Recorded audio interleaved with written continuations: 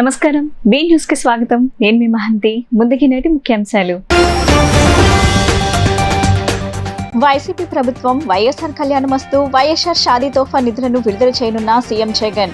నేరుగా బటన్ నొక్కి వధువు తల్లుల ఖాతాల్లోకి నిధులు విడుదల చేయనున్న సీఎం. సీఎం జగన్ పై విమర్శలు గుప్పించిన టీడీపీ జాతీయ కార్యదర్శి నారా లోకేష్. జగన్ కు సైకిలు, గాజు గ్లాసు విలువ తెలియదని విమర్శ.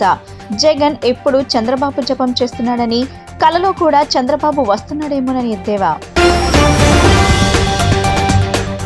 సీఎం జగన్ కు టీడీపీ అధినేత చంద్రబాబు సవాల్ విసరడంపై రాష్ట్ర ప్రభుత్వ సలహాదారు సజ్జల రామకృష్ణారెడ్డి స్పందన. తన 5 ఏళ్ల పాలనలో ఏం చేశారో చెప్పుకోలేని వ్యక్తికి ఇప్పుడు అధికారంలో ఉన్న జగన్ ను సవాల్ చేసే అర్హత, హక్కు లేదని వ్యాఖ్య. అనంతపురం రిపోర్టర్పై జరిగిన దాడిని ఖండిస్తూ జర్నలిస్ట్ నేతల కొవ్వొత్తుల ర్యాలీ. చిట్టినగర్లోని అంబేద్కర్ విగ్రహంకు పూలమాలలు వేసి ర్యాలీగా బయలుదేరిన వైనం. తక్షణమే బాధ్యులపై కఠిన చర్యలు తీసుకోవాలని జర్నలిస్ట్ నేతల డిమాండ్.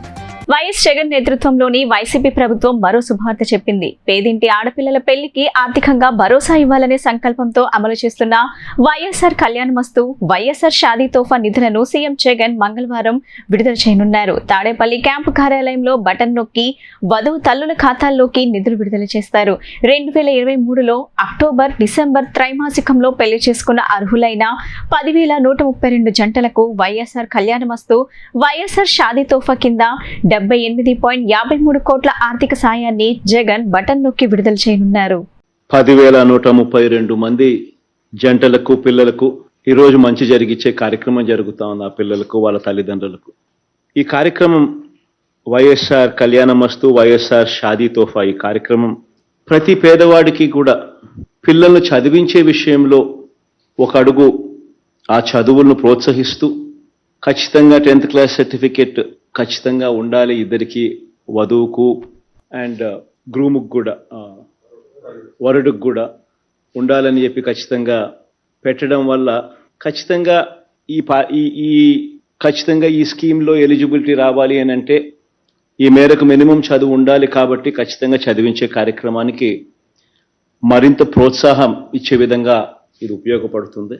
రెండవది మంచి జరిగేది ఏమిటి అని అంటే ఖచ్చితంగా 18 సంవత్సరాలు వధువుకు వయసు ఉండాలి, వరుడుకు 21 సంవత్సరాల వయసు ఉండాలి అని చెప్పి ఇంకొక రెగ్యులేషన్ కూడా ఖచ్చితంగా మ్యాండేటరీగా ఇది ఖచ్చితంగా ఉండాలని చెప్పడం వల్ల జరిగే రెండో మంచి ఏమిటి అని అంటే 10th ఒకవేళ ముందే అయిపోయినా కూడా 15వ సంవత్సరంలోనో 16వ సంవత్సరంలో 10th అయిపోయినా కూడా ఎలాగూ 18 సంవత్సరాల దాకా పెళ్లి అంతకన్నా ముందే జరిగితే ఈ స్కీమ్లోకి ఎలిజిబిలిటీ రాదు. కాబట్టి ఎలాగూ ప్రభుత్వం కాలేజీకి అంటే ఇంటర్మీడియట్కు పంపిస్తే అమ్మఒడి అనే పథకం ఎలాగూ ప్రభుత్వం ఇస్తుంది కాబట్టి దానివల్ల ప్రతి సంవత్సరం ఆ తల్లికి ఆ పిల్లలను ఊరికే కాలేజీకి పంపిస్తే చాలు, అమ్మఒడి అనే పథకం వల్ల మంచి జరుగుతుంది. కాబట్టి ఖచ్చితంగా ఆ ఇంటర్మీడియట్ కూడా చదివించే కార్యక్రమం దిశగా అడుగులు వేస్తారు.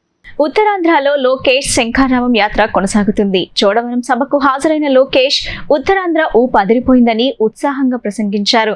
జగన్ కు సైకిలు, గాజు గ్లాస్ విలువ తెలియదని విమర్శలు గుప్పించారు. ఉత్తరాంధ్రలో శంఖారావం యాత్రలో భాగంగా టీడీపీ జాతీయ ప్రధాన కార్యదర్శి నారా లోకేష్ చోడవరంలో నిర్వహించిన సభకు హాజరయ్యారు. ఈ సందర్భంగా ఆయన ప్రసంగిస్తూ ఉత్తరాంధ్రలో 9 రోజులుగా తిరుగుతున్నానని, తనకు ఇది నా 28వ సభ అని వెల్లడించారు. నాకు ఇప్పుడు ఒకటే అర్థమైంది, ఉత్తరాంధ్ర ఊపు అదిరిపోయిందంటూ హర్షం వ్యక్తం చేశారు. గత 4 ఏళ్లు 10 నెలలుగా ఉత్తరాంధ్ర ప్రజలతో జగన్ ఆడుకున్నారు. అదే ఉత్తరాంధ్ర ప్రజలు 2 నెలల్లో జగన్ ను ఆడుకోబోతున్నారని స్పష్టం చేశారు. సిద్ధమని జగన్ పదే అంటున్నారు. సిద్ధమంటూ గంతులేసుకుంటూ రాప్తాడు వెళ్లాడు. కానీ ఆ సభలో వైసీపీ కార్యకర్తలు, నాయకులు సిద్ధంగా లేమని చెప్పారు. అక్కడ ఖాళీ కుర్చీలు ఫోటో తీసిన విలేకరిని చితకబాదారు. సీఎం హోదాలో మాట్లాడుతుంటే ఎవరన్నా చేసిన మంచి పనులు చెప్పుకుంటారు.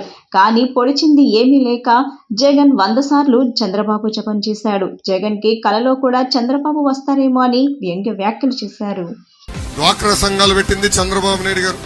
దీపం పథకం ద్వారా ఉచితంగా గ్యాస్ కనెక్షన్ ఇచ్చింది చంద్రబాబు నాయుడు గారు. పసుపు కుంకుమ ఇచ్చారు. పండగ వస్తే పండగ కానుకలు ఇచ్చారు. ఇంట్లో మీరు భోజనం ఉండకపోయినా పర్వాలేదు, అన్న క్యాంటీన్కి వెళ్ళి భోజనం చేయండి అని అన్న క్యాంటీన్ కూడా ఓపెన్ చేసిన వ్యక్తి చంద్రబాబు నాయుడు గారు.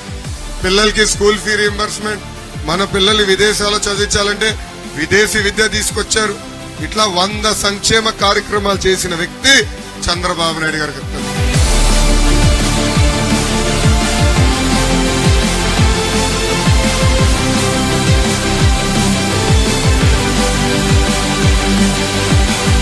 ముఖ్యమంత్రి మాట్లాడితే ఆయన చేసిన మంచి పనుల గురించి మాట్లాడాలి, కానీ ఈయన పీకింది పొడిచింది ఏమి లేదు కనుక గంట సమావేశంలో 100 సార్లు చంద్రబాబు నాయుడు గారు చంద్రబాబు నాయుడు గారు చంద్రబాబు నాయుడు గారు అని జపం చేశాడు.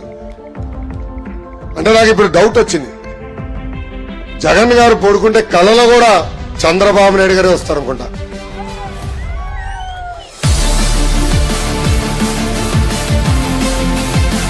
కానీ ఈ పెత్తందారు జగన్ కి తెలియదు సైకిల్ విలువ, గ్లాస్ విలువ తెలియదు తల్లి. సైకిల్ అనేది పేదవాడి చైతన్య రథం, సైకిల్ అనేది పేదవాడి చైతన్య రథం. అందుకే విశాఖపట్నం ప్రజలకు నేను హామీ ఇస్తున్నా, ఆ ఉక్కు ఫ్యాక్టరీ కాపాడే బాధ్యత మేము తీసుకుంటాం. అవసరమైతే రాష్ట్ర ప్రభుత్వమే ఆ ఫ్యాక్టరీ కొనుగోలు చేసి ప్రైవేటీకరణ జరగకుండా చేసే బాధ్యత మేము తీసుకుంటాం.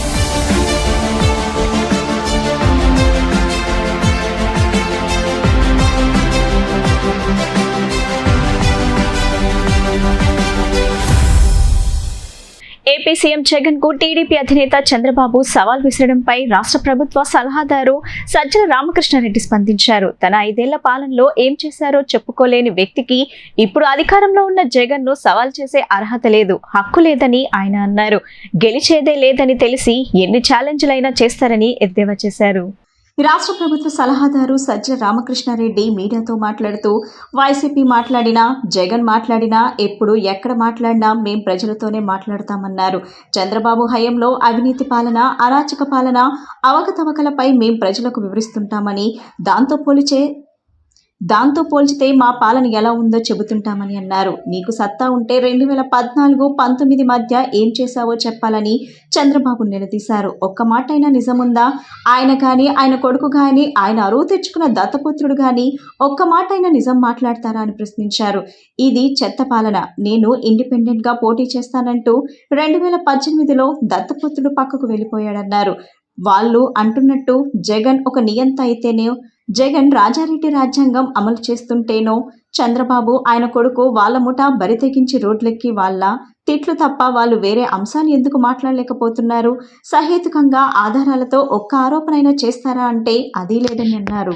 లేని వాళ్ళకి కానీ అధికారం వచ్చే అవకాశం లేని వాళ్ళకు ఎన్ని ఛాలెంజ్లు సవాళ్ళైనా విసరచ్చు. అధికారంలో ఉండి 14 ఏళ్ళు, అందులో 5 ఏళ్ల క్రితం తానే అధికారంలో ఉండి ఆ 5 ఏళ్లలో ఏం చేశానో చెప్పుకోలేని వ్యక్తికి ఇప్పుడు అధికారంలో ఉన్న జగన్మోహన్ రెడ్డి గారికి సవాల్ విసిరే అర్హత లేదు, హక్కు లేదు. ఒకటి ఫస్ట్ పాయింట్. సెకండ్ విషయం వచ్చి, మేము అడ్రస్ చేసినా, మా పార్టీ మాట్లాడినా, జగన్మోహన్ రెడ్డి గారు మాట్లాడినా, ఎక్కడ ఎప్పుడు మాట్లాడినా అందరం ప్రజలతోనే మనం మాట్లాడేది.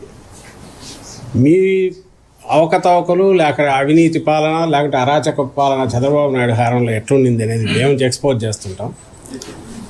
అది ప్రజల దృష్టికి తీసుకెళ్ళి మా పాలన ఎంత బాగుందో మేము చెప్పుకుంటూ వస్తున్నాం. మీకు సత్తా ఉంటే, నీకు సత్తా ఉంటే నువ్వు 14-19 మధ్య ఏం చేశావో నువ్వు చెప్పాలి. ఒక్క మాట అయినా ఆయన మాట్లాడే మాటల్లో ఆయన కానీ, ఆయన కొడుకు కానీ, ఆయన అరువు తెచ్చుకునే దత్తపుత్రుడు కానీ ఒక్కటంటే ఒకటి. ఆయన అయితే, ఆ దత్తపుత్రుడు అయితే 18లో ఆ పాలన చెత్త పాలన, అందుకే నేను ఇండిపెండెంట్గా పోటీ చేస్తానని పక్క కూడా పోయినాడు. వీళ్ళిద్దరూ తండ్రి కొడుకులైనా, ఇదిగో మేము 14-19 మధ్య ఇది చేశాం, మా పాలన జగన్మోహన్ రెడ్డి గారి కంటే ఇందులో బాగుంది, మాకు ఓట్లు వేయండి అని ఒక్కరోజన్నా అడుగుతున్నారా? నోరు తెరిస్తే తిట్లు, బూతులు తప్ప. అసలు అది మామూలుగా అయితే కేవలం జగన్మోహన్ రెడ్డి గారు ప్రజాస్వామ్యం మీద అత్యంత గౌరవం ఉన్న వ్యక్తి కాబట్టి, ఆఖరకు అంతిమ నిర్ణేతలు ప్రజలే అని తెలిసిన వ్యక్తి కాబట్టి ఈ కారు కూతలన్నీ ఎందుకు పట్టించుకోవాలని వదిలేశాడు. కానీ నిజంగా వాళ్ళు అంటున్నట్టు జగన్మోహన్ రెడ్డి గారు ఒక నియంతనో, ఇంకో రకమో, ఇంకొక రాజ్యాంగమో, వాళ్ళు అంటున్నట్టు రాజారెడ్డి గారి రాజ్యాంగం, ఇట్లా పొద్దుపోని మాటలన్నీ అవి నిజమైతే వీళ్ళు ఇట్లా బరి తెగించి రోడ్డు ఎక్కి తిట్టుకుంటూ తిరగలిగే వాళ్ళ చంద్రబాబు కానీ, ఆయన కొడుకు కానీ, వాళ్ళ ముఠా ఎవరైతే ఉన్నారో వాళ్ళందరూ. అవి తప్ప వేరే ఎందుకు మాట్లాడలేకపోతున్నారు? తిట్లు తప్ప. ఎక్కడైనా ఒక సహేతుకమైనవి కానీ లేదా ఒక ప్రాతిపదిక మీద కానీ వాళ్ళు ఏదైనా ఆరోపణలు కానీ విమర్శలు కానీ చేస్తున్నారా? ఒకటి లేదు. ఈరోజు పెట్టిన దాంట్లో కూడా జగన్మోహన్ రెడ్డి గారు ఎప్పుడెప్పుడో మాట్లాడినవన్నీ గుదిగుచ్చి దాంట్లో పెట్టారు. అందులో ఏది కాదని లేదు, కానీ ఫైనల్ మేనిఫెస్టోలో వచ్చాక ఏం చెప్పారు, అందులో మేమేమేమి అమలు చేసామనేది మేము చెప్పుకుంటున్నాం రోజు. ఆంధ్రజ్యోతి రిపోర్టర్పై దాడిని ఖండిస్తూ ఏపీ ఎంపీఏ రాష్ట్ర కార్యదర్శి ఏమినేని వెంకటరమణ ఆధ్వర్యంలో జర్నలిస్ట్ యూనియన్ నేతలు కొవ్వొత్తుల ర్యాలీని నిర్వహించారు. ఎన్టీఆర్ జిల్లా విజయవాడ చిట్టినగర్లోని అంబేద్కర్ విగ్రహంకు పూలమాల వేసి తరువాత కొవ్వొత్తులతో ర్యాలీ నిర్వహించారు.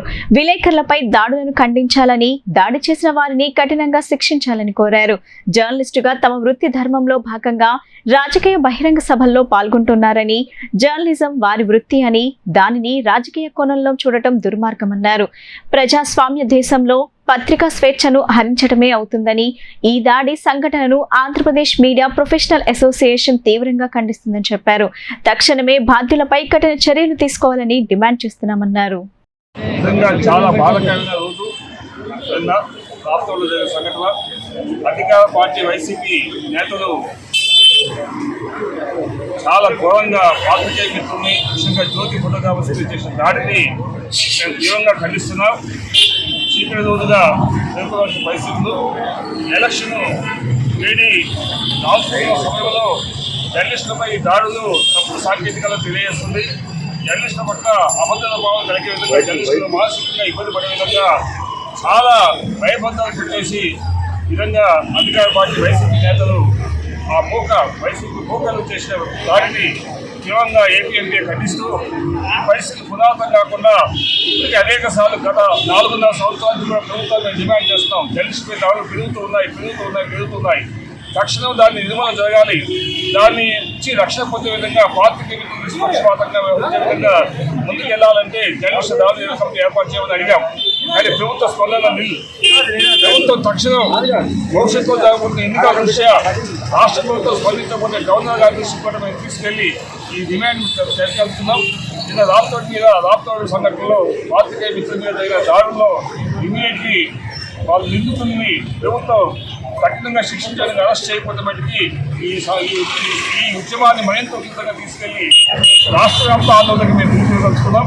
ప్రభుత్వం పద్ధతులు మార్చుకోవాల్సిన అవసరం ఉంది. ఈ 5 సంవత్సరాలు ఇంకో నెలలో పూర్తి ప్రభుత్వం జర్నలిస్టులకి చీకటితో విడిచిన తప్పక చెప్పని పరిస్థితి.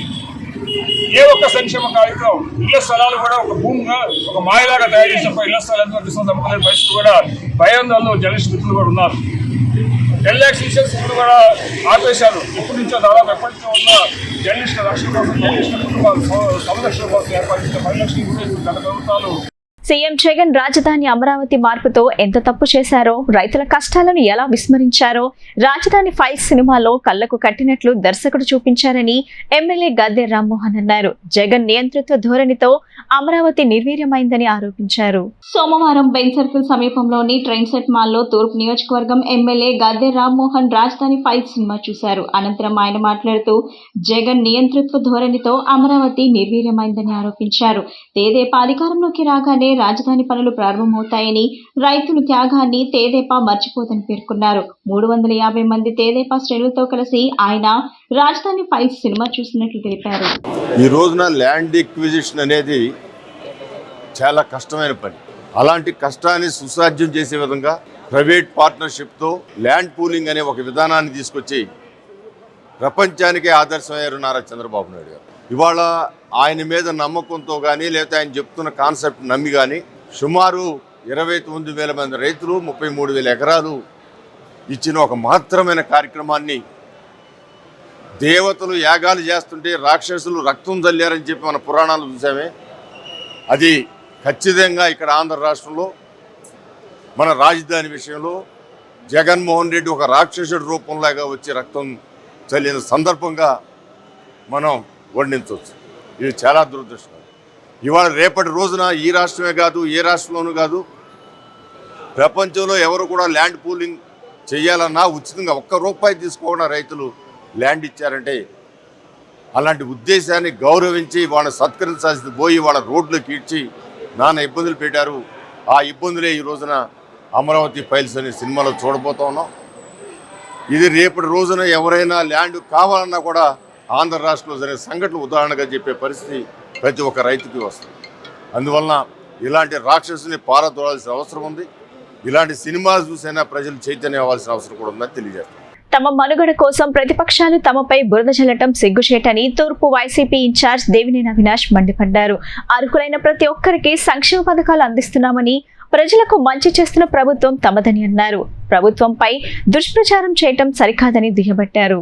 తూర్పు నియోజకవర్గ పరిధిలోని 20వ డివిజన్లో స్థానిక కార్పొరేటర్ కాపు కార్పొరేషన్ చైర్మన్ అడపా శేషుతో కలిసి వైసీపీ నియోజకవర్గ ఇన్ఛార్జ్ దేవినేని అవినాష్ పర్యటించారు. ఈ సందర్భంగా ప్రభుత్వం అందిస్తున్న పథకాలను వివరిస్తూ స్థానిక ప్రజా సమస్యలను అడిగి తెలుసుకున్నారు. ఈ సందర్భంగా వారు మాట్లాడుతూ ఈ రాష్ట్ర అభివృద్ధి ధ్యేయంగా సీఎం జగన్ పాలన సాగిస్తున్నారని చెప్పారు. అర్హులైన ప్రతి ఒక్కరికి సంక్షేమ పథకాలు అందిస్తున్నామని వెల్లడించారు. ప్రభుత్వం చేస్తున్న అభివృద్ధిని చూసి ఓర్వలేక ప్రతిపక్షాలు తమ తోక పత్రికలచే నీచ రాతలు రాయిస్తున్నారని దుయ్యబట్టారు. కృష్ణలంక ప్రజల చిరకాల కోరికైన రిటర్నింగ్ వాల్ నిర్మించిన ఘనత తమ ప్రభుత్వందేనని చెప్పారు. ప్రతిపక్షాలు ఎన్ని దుష్ప్రచారాలు చేసినా రాబోయేది తమ ప్రభుత్వమేనని ధీమా వ్యక్తం చేశారు. ఈ కార్యక్రమంలో స్థానిక వైసీపీ నాయకులు, కార్యకర్తలు తదితరులు పాల్గొన్నారు. అన్యక్రాంతమైన వాక్ భూముల పరిరక్షణ కోసం కృషి చేస్తుంటే తమపై దాడి చేయడానికి ప్రయత్నిస్తున్నారని వాక్ బోర్డు ఉద్యోగ సంఘాల నాయకులు పేర్కొన్నారు. తమ విధులకు ఆటంకం కలిగించి తమపై దురుసుగా ప్రవర్తించిన వారిపై పోలీసులకు ఫిర్యాదు చేశామని సంఘ నాయకులు తెలిపారు. వాక్ భూముల పరిరక్షణ కొరకు ప్రభుత్వం చిత్తశుద్ధితో పనిచేస్తుందని, ఇలాంటి చర్యలను ఉపేక్షించేదే లేదని వాక్ బోర్డు చైర్మన్ గౌస్ మొహిద్దీన్ హెచ్చరించారు. నిన్న ఎడమల కుదురు జన్నత్ బాకీ ఖబరస్థాన్ కు వాక్ భూముల అన్యక్రాంతంపై తారాపేటలో అష్రఫ్ సలీం అనే వ్యక్తులు నోటీసులు ఇచ్చేందుకు వెళ్లిన వాక్ ఉద్యోగిపై దాడి చేసేందుకు ప్రయత్నించడంలో తీవ్రంగా ఖండిస్తున్నట్లు వాక్ బోర్డు ఉద్యోగుల సంఘ నాయకులు పేర్కొన్నారు. వాక్ బోర్డు వాక్ చట్టం ప్రకారం తాము విధులు నిర్వహిస్తున్నట్లు పేర్కొన్నారు. వాక్ బోర్డు సొమ్మును దుర్వినియోగం చేస్తున్నారని, తమకు ఫిర్యాదులు అందాయని, తాము ఎప్పుడూ వాక్ నిబంధనలకు లోబడి పనిచేస్తామని అన్నారు. తమ విధులకు ఆటంకం కలిగించి తమపై దురుసుగా ప్రవర్తించిన వారిపై ఇప్పటికే పోలీసులకు ఫిర్యాదు చేశామని, వారిని కఠినంగా శిక్షించాలని కోరారు. వాక్ బోర్డు చైర్మన్ గౌస్ మొహిద్దీన్ మాట్లాడుతూ వాక్ భూముల పరిరక్షణ కొరకు ప్రభుత్వం చిత్తశుద్ధితో పనిచేస్తుందని, ఇలాంటి చర్యలను ఉపేక్షించేదే లేదని అన్నారు. ఇప్పటికే ప్రభుత్వ పెద్దల దృష్టికి ఈ విషయాన్ని తీసుకువెళ్లడం జరిగిందని చెప్పారు. కొంతమంది చేస్తున్న చెడ్డ పనుల వల్ల ప్రభుత్వానికి చెడ్డ పేరు వస్తుందని వాపోయారు. వాక్ బోర్డులో అన్యగ్రంథమైన ఆస్తులను పరిరక్షించటమే తమ ధ్యేయమని స్పష్టం చేశారు. ఏదైనా ఉంటే న్యాయ పోరాటం చేయాలి తప్ప దాడులు సరైనవి కాదని హితవు పలికారు. నిన్న జరిగిన సంఘటన సరైనది కాదు అని అన్నారు. యనమల కుదురులో ఏదైతే షాదీ ఈద్గా ఖబర్స్థాను మసీదు ఉన్నాయో 1900 బ్రిటిష్ కాలం నుంచే ఉన్నాయి. అక్కడున్న 5 మసీదులకు సంబంధించిన ప్రాపర్టీ అది. స్థానికంగా ఉన్న అష్రఫ్ అనే వ్యక్తి మధ్యలో జొరబడి ఆ యొక్క ఆస్తుల్ని అన్యాక్రాంతం చేసే పద్ధతిలో చేస్తూ, అదే పద్ధతిలో అక్కడ షాపులు నిర్మాణం జరిగినాక సుమారు 1,30,000 రూపాయల అద్దులు వస్తూ ఉంటే ఆ అద్దులు కూడా తనే తీసుకుంటూ ఒక రకమైన దౌర్జన్యకర వాతావరణంలో ప్రవర్తిస్తున్న సందర్భంలో స్థానిక ముస్లిం సోదరులు గట్టిగా దాన్ని అతి వ్యతిరేకించారు. కనీసం లెక్క చెప్పకుండా నువ్వు ఇట్లా వాడుకుంటున్నావు ఏంటి అంటే వాళ్ళ మీద దౌర్జన్యం చేసే పరిస్థితిలో మా వక్ఫ్ బోర్డుకి స్థానిక ముస్లిం సోదరులు మా వక్ఫ్ బోర్డు నోటీసులో ఆ యొక్క సబ్జెక్ట్ని పెట్టడం జరిగింది. దాని మీద మా జిల్లా వక్ఫ్ బోర్డు ఇన్స్పెక్టర్ గారు అలాగే అధికారులు వెళ్ళి పరిశీలన చేస్తే గత కొన్నేళ్ల నుంచి అష్రఫ్, అతని కుమారుడు సలీము, ఇంకో కొంతమంది ఆ వక్ఫ్ బోర్డు యొక్క ఆస్తుల ద్వారా వచ్చే ఆదాయం ఏదైతే ఉందో అద్దుల్ని వాళ్ళు పూర్తిగా వాళ్ళు సొంత ప్రయోజనాల కోసం వాడుకుంటూ అక్కడ ముస్లిం ప్రాపర్టీకి తీవ్ర అన్యాయం చేస్తున్నారు. స్థానికంగా ముస్లిం సోదరులకు అన్యాయం చేస్తారనేది మా దృష్టికి వచ్చిన సందర్భంలో ఆ యొక్క వక్ఫ్ బోర్డు సంబంధించిన ఏదైతే ఆదాయం వచ్చే ఆస్తులు ఉన్నాయి మొత్తం కూడా మా వక్ఫ్ బోర్డు మేము స్వాధీనం చేసుకొని అతను నోటీసు సర్వ్ చేయడం జరిగింది. దీని మీద అతను ఇది మా తాత ముత్తాతల ఆస్తి అని చెప్పి కోర్టుకు వేశాడు. కోర్టుకు వేసినాక కోర్టు వారు దీని నిమిత్తం విచారణ కోసం నోటీసు పంపించిన దశలో ఏదైతే ఆ నోటీసు తీసుకున్న వక్ఫ్ బోర్డు అధికారులుగా మా జిల్లా వక్ఫ్ బోర్డు ఇన్స్పెక్టర్ నూహ్ గారు, అలాగే కరిముల్లా ఒక ఏదైతే ఉద్యోగంగా ఉన్న కరిముల్లా, వీళ్ళంతా నిన్న సాయంత్రం వెళ్ళి తారాపేట అతను షాప్ దగ్గరికి వెళ్ళి నోటీసులు ఇవ్వబోతూ ఉంటే చివరికి ఎంత దిగజారాడంటే అతను తీసుకుంటే నోటీసులు తీసుకోవాలి, లేదు అంటే నువ్వు తిరస్కరించాలి, అంతే తప్ప ఏదైతే బాధ్యత గల ఒక వక్ఫ్ బోర్డు ఉద్యోగుల మీద కూడా దౌర్జన్యం చేసి వాళ్ళ మీద బండి తళాలు లాక్కొని నువ్వు వక్ఫ్ బోర్డు సంబంధించిన నోటీసు తీసుకోకుండా తిరస్కరించావంటే నువ్వు అంతగా వక్ఫ్ బోర్డు ఆస్తుల్ని నువ్వు దిగమింగటానికి సిద్ధపడ్డావని చెప్పేసి ఈ యొక్క సంఘటన ద్వారా తేటకు తెలవుతుంది. ఈ సంఘటన మా దృష్టికి వచ్చిన వెంటనే జిల్లా వక్ఫ్ బోర్డు చైర్మన్గా నేను అలాగే మా ప్రభుత్వానికి సంబంధించిన పెద్దలందరం కూడా స్థానిక సిఐ 1 టౌన్ సిఐ గారితో మాట్లాడి ఎవరైతే అష్రఫ్ అలీ అతని కుమారు సలీం మీద తక్షణం యాక్షన్ తీసుకోండి, అతని మీద మరి ఛార్జ్షీట్ దాఖలు చేసి అతన్ని ఎఫ్ఐఆర్ ఫైల్ చేయమని చెప్పడం, దాని మీద పోలీసు అధికారులు కూడా తక్షణం స్పందించి చర్యలు తీసుకోవడం జరిగింది. ఇవాళ ఈ మీడియా ద్వారా మేము ఒకటే చెప్తా ఉన్నాం, ఏదైతే గౌరవ ముఖ్యమంత్రి గారు మరి సంకల్పించారో రాష్ట్రంలో వక్ఫ్ బోర్డు ఆస్తుల్ని కాపాడాలి. తూర్పు నియోజకవర్గంలో ఆపదలో ఉన్న నిరుపేద కుటుంబాలకు దేవినేని నెహ్రూ చారిటబుల్ ట్రస్ట్ ద్వారా అన్ని విధాలా అండగా ఉంటున్నామని trust vice chairperson Devineni Sudheera తెలిపారు. రాబోయే రోజుల్లో కూడా మరిన్ని సేవా కార్యక్రమాలు చేస్తామని చెప్పారు. తూర్పు నియోజకవర్గ పరిధిలోని 2వ డివిజన్కు చెందిన 5 నిరుపేద కుటుంబాలకు దేవినేని నెహ్రూ చారిటబుల్ ట్రస్ట్ ద్వారా ఒక టిఫిన్ బండి, 4 తోపుడు బండ్లను trust vice chairperson Devineni Sudheera స్థానిక వైసీపీ నాయకులతో కలిసి లబ్ధిదారులకు అందజేశారు. ఈ సందర్భంగా ఆమె మాట్లాడుతూ దేవినేని నెహ్రూ చారిటబుల్ ట్రస్ట్ ద్వారా గత ఎన్నో నియోజకవర్గంలోని ఆపదలో ఉన్న నిరుపేదలకు అన్ని విధాలా అండగా ఉంటున్నామన్నారు. సేవా దృక్పథంతో రాబోయే రోజుల్లో కూడా ఇదే తరహాలో తమ ట్రస్ట్ ద్వారా సేవలందిస్తామని తెలిపారు. ఈ కార్యక్రమంలో స్థానిక వైసీపీ నాయకులు, కార్యకర్తలు తదితరులు పాల్గొన్నారు. వార్తలు ముగించే ముందు ముఖ్యాంశాలు మరోసారి. వైసీపీ ప్రభుత్వం వైఎస్ఆర్ కళ్యాణమస్తు, వైఎస్ఆర్ షాదీ తోఫా నిధులను విడుదల చేయనున్న సీఎం జగన్. నేరుగా బటన్ నొక్కి వధువు తల్లుల ఖాతాల్లోకి నిధులు విడుదల చేయనున్న సీఎం. సీఎం జగన్ పై విమర్శలు గుప్పించిన టీడీపీ జాతీయ కార్యదర్శి నారా లోకేష్. జగన్ కు సైకిలు, గాజు గ్లాసు విలువ తెలియదని విమర్శ. జగన్ ఎప్పుడు చంద్రబాబు జపం చేస్తున్నాడని, కలలో కూడా చంద్రబాబు వస్తున్నాడేమోనని ఎద్దేవా. సీఎం జగన్ కు టీడీపీ అధినేత చంద్రబాబు సవాల్ విసరడంపై రాష్ట్ర ప్రభుత్వ సలహాదారు సజ్జల రామకృష్ణారెడ్డి స్పందన. తన 5 ఏళ్ల పాలనలో ఏం చేశారో చెప్పుకోలేని వ్యక్తికి ఇప్పుడు అధికారంలో ఉన్న జగన్ ను సవాల్ చేసే అర్హత, హక్కు లేదని వ్యాఖ్య. అనంతపురం రిపోర్టర్పై జరిగిన దాడిని ఖండిస్తూ జర్నలిస్ట్ నేతల కొవ్వొత్తుల ర్యాలీ. చిట్టినగర్లోని అంబేద్కర్ విగ్రహంకు పూలమాలలు వేసి ర్యాలీగా బయలుదేరిన వైనం. తక్షణమే బాధ్యులపై కఠిన చర్యలు తీసుకోవాలని జర్నలిస్ట్ నేతల డిమాండ్. ఈ బులెటిన్ ఇంతటితో సమాప్తం. తిరిగి మరో బులెటిన్ కలుద్దాం. నమస్కారం.